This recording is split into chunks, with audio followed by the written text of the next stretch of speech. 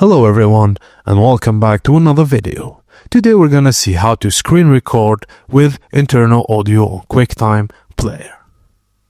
First thing you need to do is to open the screen you want to record, like video, app, browser, etc. Open QuickTime player from your applications folder. Go to File, New Screen Recording from the menu bar. If you're on macOS or later, press Shift plus Command plus 5 to open the screenshot toolbar. Choose Record Entire Screen or Record Selected Portion from the toolbar.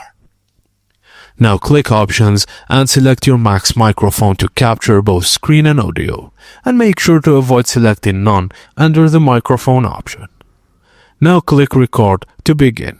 Perform the error actions and speak as needed during the recording.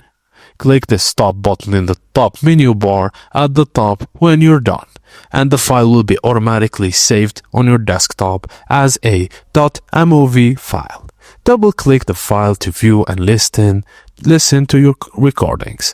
And that's it, guys. Thank you for watching, and please don't forget to like and subscribe for more.